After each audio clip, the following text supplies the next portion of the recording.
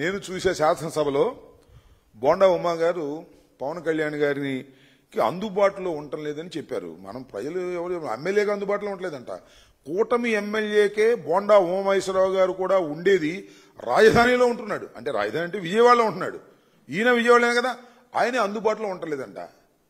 ఆ pollution control బోర్డుకు సంబంధించినటువంటి వ్యవహారంలో నిన్న శాసనసభలోనే ఆయన మాట, శాసనసభలో మాత్రమే పవన్ కళ్యాణ్ గారు అందుబాటులో ఉంటున్నాడని, రాష్ట్ర పరిపాలనకి పవన్ కళ్యాణ్ గారు అందుబాటులో ఉండటం లేదని, బహుశా ఆయన ఉద్దేశం సినిమా బిజీలో ఉంటున్నాడని కావాలి.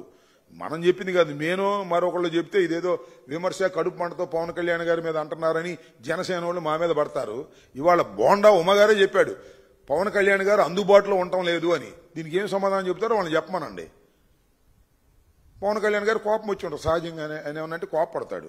శాసనసభలో మాత్రం అందుబాటులో ఉన్నాడు అనేది అర్థమవుతుంది. అప్పుడప్పుడు క్యాబినెట్ మీటింగ్కి రావటం లేదండి, ఏంటో మరి విషయం తెలియదు మనకి. అది బోండా ఉమా గారి తెలియాలి, లేకపోతే లోకేష్ గారి తెలియాలి. అప్పుడప్పుడు క్యాబినెట్ మీటింగ్లకి ఆయన అటెండ్ కావడం లేదు. మరి ఏమిటో విషయాలు, మరి అంతర్గతంగా ఏం జరుగుతుందో మాకు తెలియదు. బోండా ఉమా గారే చెప్పాడు పవన్ కళ్యాణ్ గారు రాష్ట్ర ఉప ముఖ్యమంత్రి గారు అందుబాటులో ఉండటం లేదు అని. దీన్ని ఏ విధంగా తీసుకుంటారో తీసుకోండి, నాకు తెలియదు.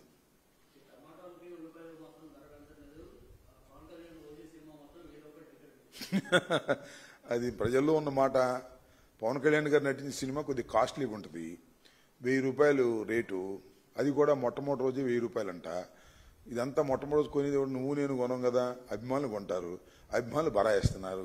ఏం చెప్తాం, మా జాంకాయ అన్నట్టుగా ఉంది వ్యవహారం. వాళ్ళ ప్రభుత్వం ఉప ముఖ్యమంత్రి గారు నటించే సినిమా 1000 పెంచారు, ఇంకా 2000 పెంచినందుకు సంతోషపడాలి మనం.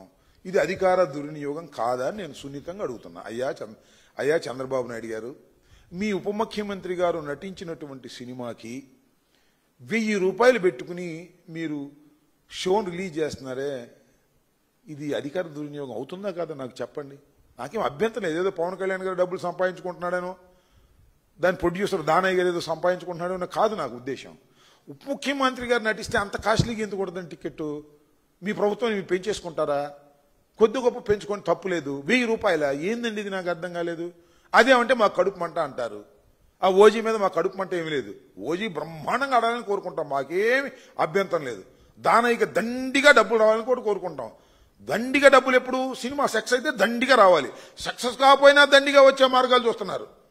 మొట్టమొదటి రోజు 1000 రూపాయలు పెట్టి కొట్టేయాలని చూస్తున్నారు. తప్పండి, ఇది అన్యాయం. మీ దగ్గర పవర్ ఉంది కదా అని చెప్పేసి ఈ రకంగా భారాన్ని మోపడం సరైనటువంటి విషయం కాదు. Cinema is an entertainment, that to a common man entertainment, a పేదవాడి ఎంటర్టైన్మెంట్. ఆ పేదవాడి ఎంటర్టైన్మెంట్లో, కామన్ మ్యాన్ ఎంటర్టైన్మెంట్లో కూడా మీరు 1000 రూపాయలు పెంచేసి మీ అభిమానుల దగ్గర తీసుకోవటం ధర్మమేనా? ముఖ్యమంత్రి గారు, ఉప ముఖ్యమంత్రి గారు ఆలోచించుకోండి. ఈ రకంగా జీవోలు ఇష్యూ చేసుకుని మీరు చేయటం అనేది దుర్మార్గం కాదా? ఇది అవినీతి కాదా? ఇది అధికార దుర్వినియోగం కాదా? చెప్పండి. ఈ తప్పు మీరు చేస్తానంటే మేము చేసేదే ఉంది. మీ దగ్గర బ్రూట్ మెజారిటీ ఉంది, 164 సీట్లు ఉన్నాయి మీ దగ్గర. అదేంటి 1000 రూపాయలు పెంచినందుకు సంతోషపడాలి, 2000 పెంచలేదని అట్లా అనుభవించాల్సిన పరిస్థితి ఏర్పడతా ఉంది. చాలా దురదృష్టకరమైనటువంటి పరిణామం. ఏది ఏమైనా ఓజీ బ్రహ్మాండంగా ఆడాలని, అద్భుతంగా ఆడాలని, దానయ్యకి 150 రూపాయల టికెట్ అయినా దండిగా డబ్బులు రావాలని కోరుకుంటాం తప్ప ఈ రకంగా రావడం అనేది అన్యాయం. దిస్ ఈజ్ కాల్డ్ దోపిడీ. ఈ దోపిడీ మంచిది కాదు.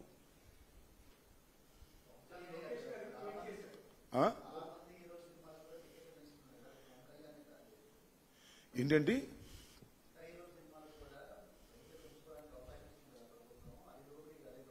అంటే దీనికి ఇచ్చాం కాబట్టి మిగతా సినిమాలు కూడా ఇస్తున్నారనమాట. ఏదో సినిమా వచ్చింది బాగుంది, నాకు పేరు చెబితే బాగోదేమో. అదేంటది మొన్న చూశాను, దాని పేరు ఏదో ఉంది. ఏంటి కాదయ్యా మిరాయ్, దానికి రేట్లు పెంచలేదే. మీకు విషయం తెలుసా, నేను 10 సినిమా చూస్తాంట, మిరాయికి 150కి ఇచ్చారు. మిరాయి చాలా అద్భుతంగా ఉంది, మరి దానికి పెంచలేదే. చాలా గ్రాఫిక్స్ కూడా అద్భుతంగా ఉన్నాయి. సరే దానికి ప్రచారం నాకు ఉంటుంది, నేను చెప్తే నేను చూసి వచ్చా, అద్భుతంగా ఉంది, దానికి పెంచలేదు అబ్బాయి. అంటే ఉప ముఖ్యమంత్రిగా నటిస్తే బాగా పెంచుతారా? నాకు అర్థం కాల. సో పెంచడానికి కూడా ఒక హై బడ్జెట్ మూవీస్కి పెంచుకుంటే తప్పు లేదు, నేను కాదంటలా. కానీ ఉప ముఖ్యమంత్రి గారికి స్పెషల్ ఏంటి అంటున్నా.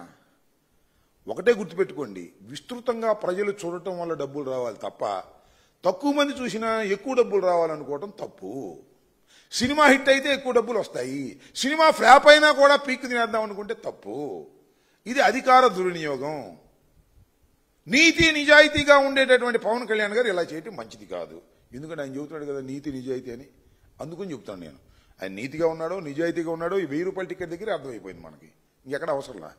అదేమంటే మా జనసేన వాళ్ళు మా మీద పడతారు, ఇలా బోండా ఉమా మీద పడాను, మా మీద పడే ఉపయోగం చెప్పండి. బోండా ఉమా సాక్షాత్తు జన సైనికుల్ని జనసేన నాయకుడిని అందుబాటులో ఉండటం లేదని చెప్పేశాడు. అంతే, ఫినిష్ అయిపోయా. ఇంకా కూటమి ఎమ్మెల్యేని చెప్పాడు, మేము చెప్తే మళ్ళీ మా మీద పడి ఏడుస్తారు. దీనికి సమాధానం చెప్పుకోండి. ఊరిని టికెట్ రేట్లు పెంచుకుని డబ్బులు చేసుకోవటం కాదు నాయనా, కాస్త పరిపాలన మీద దృష్టి పెట్టండి అని కూడా చెప్తున్నా. ఏంటి పవన్ ఇది లోకేష్ ఏదో ఏమని దేనిలో అసలు వైసీపీ నేతలు దేనిలో అన్నిట్లోనూ వైసీపీ వాళ్ళే ఉన్నారు. ఆయన లెక్క ప్రకారం రెడ్ బుక్లో అట్టా ఉంది, పరకామణిలో ఉంటారు, లిక్కర్లో ఉంటారు, అన్నిట్లోనూ మేమే పెట్టిపారేమను, కేసుల్లో పెట్టేసి లోపల దోసేయమను. అదే పనిలో ఉన్నాడు అబ్బాయి. తొందరపడి మాకరా సుందరబదన ఉంది ముసళ్ళ పండగ. అప్పుడేమైపోయింది, సంవత్సరం అయిపోయింది, ఇంకా 3.5 సంవత్సరాలు ఉన్నాయి. ఈ 3.5 సంవత్సరాలు అయిన తర్వాత ఉంటుంది భజన. మా మీద టార్గెట్ చేసి ఇష్టం వచ్చినట్టుగా తప్పుడు కేసులు పెట్టి, అన్యాయమైన కేసులు పెట్టి, పద్యాల్లోని మమ్మల్ని ఇరికించేటువంటి కార్యక్రమం చేస్తా ఉన్నారు. ఈ కార్యక్రమానికి దీనికి మీరు ప్రతిఫలం అనుభవించక తప్పదు, లోకేష్ అయినా బాబు గారు అయినా.